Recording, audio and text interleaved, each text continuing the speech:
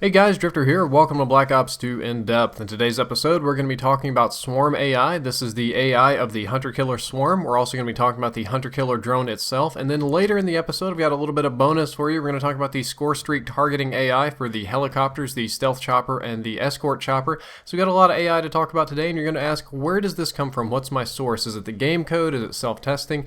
This is coming directly from the Treyarch score streak designer, Mark Yetter. His name is @MarkYetter. You can send all of your questions and concerns about the score streaks to him. He was one of the people I met at the Call of Duty Championships, and we talked for quite a long time about the AI on the score streaks, and what he says about it matches up with what I see in game, what I see in the theater mode, and the AI from the previous Call of Duty game, so I see no reason to doubt this information. The gameplay that you're seeing right now is me going for swarms. I put on my try-hard panties, busted out the hard line, and started going for swarms and helicopters, which we'll be talking about later. Had some subscribers to help me with call-outs and support streaks.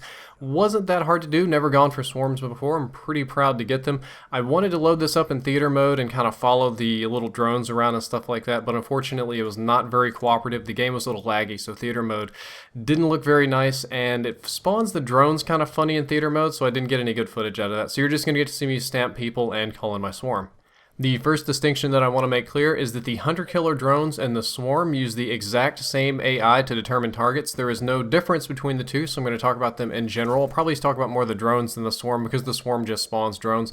They are the same. The Swarm doesn't target you any differently than the Hunter-Killer does. And the Swarm basically just spawns drones for 45 seconds. That's all it does. It's unlimited drones, as many that will smash into the ground and kill people for 45 seconds. It's not a set number. It's not a set number of kills or anything, just 45 seconds of unlimited drones, and it's designed to get between 6 and 8 kills. Each one of the score streaks was designed to net you a certain amount of kills or map control.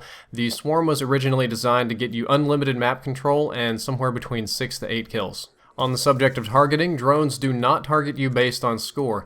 In previous Call of Duty games, most notably Call of Duty 4 and occasionally in Modern Warfare 2, the AI would actually target you if you had a higher score above other players. This is simply not true in Black Ops 2. The drones do not target you based on your score. There's no blue turtle shells in this game like Mario Kart. It's not designed to knock down the top people on the leaderboard. So if you're the first on the leaderboard, you don't have to worry about that. Also, you don't have to worry about it if you're close to an objective. It doesn't target you any extra if you're dealing with an objective, if you're dealing with a flag or a bomb or anything like that, or if you're leading the team in team deathmatch, or if you're a demolition guy and you're defusing. You don't have to worry about any of that. It's not going to cause the AI to target you any more or less than the other people.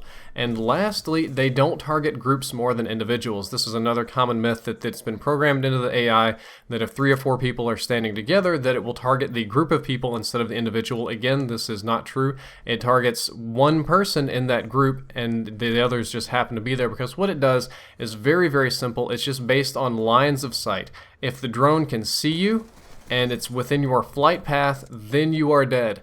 It's very, very straightforward, like proximity. The closer you are to the drone, now the drones fly in these big arcs and they curve around, and sometimes you're behind a tree or a bush or a building. It's got a basic AI line of sight. If it can see you and you're on that arc, if you're on the flight path, if it doesn't have to do a loop-de-loop or 180 to get you, you're going to die. Sometimes maybe it can see 2 people and the second person is on a better arc, a better, more reasonable flight path that it can make, because it can only turn so fast. It's going to target that person instead, but it's just 2 characteristics: if you're seen and if it can turn to hit you. Very, very simple. So the easiest way to avoid drones and swarms is to just stay indoors. And the downside to this is you have very little time to react with these kill streaks. I personally do not like them. I think that they are punishing in a sense. The original plan for these were to have them laze the ground with like a big red area so you could kind of see where it was going to land and what you had to do to avoid it, but that didn't really pan out because of some animation problems, so they added the beeping, and the beeping is added as your warning. You have about 1.5 seconds to 2 seconds of warning when you hear that beep, beep, beep, beep, beep, beep, beep, and that's your warning to take cover. You can usually fool them, or I'll say sometimes fool them, if you can move behind some trees or some obstructions. They are somewhat difficult to see on the mini-map, but if you get your direction right and you move behind a bench or an obstruction, you can dodge them. Though again, my best advice is to just stay indoors while the swarm is out. Sometimes you can't dodge the drones because there's so many of them, but if the swarm is out and you know the swarm is out, you just stay indoors. Let the other team have the map. That's what the kill streak is designed to do, turn the map control over them. If you stay indoors, it's probably never going to fly into the house to blow you up. Helicopters work exactly the same way, but with one notable exception. They do the same thing, line of sight, can it see you, can the bullets hit you, are you on the path? No preference to score streaks, no preference to anything else, but they have sort of an aggro sensor. If you shoot at the helicopter, you're going to be its primary target. You're going to jump up the targeting list even if you're somewhat out of the way, and this is especially true if you're using light machine guns. If you're shooting at it with a light machine gun or an assault rifle, it prioritizes you over everything else. The light machine guns will actually cause it to prioritize you over rockets, so shooting at it with the lock-on rockets to take it down is not as bad as small arms fire. If you're using small arms fire on the helicopter, be prepared to go all the way in on it. This is true for the stealth chopper and the escort chopper. Do not take them lightly with small arms fire because you're just going to be the #1 target and they're going to punish you. Go with rockets, do FMJ, do multiple team targeting, go behind cover, because as soon as you shoot it, it's going to target you and you're going to get trashed. Before I forget, I'd appreciate it if you check out VC Editors. You can click the annotation or the link in the description. They've been working with me on nuclear theater and several other projects, but I kinda sorta left the wrong link in the description on the last video, so to make up for it, I promised them a shout out here at the in-depth. Anyway, good stuff. Appreciate it if you check them out.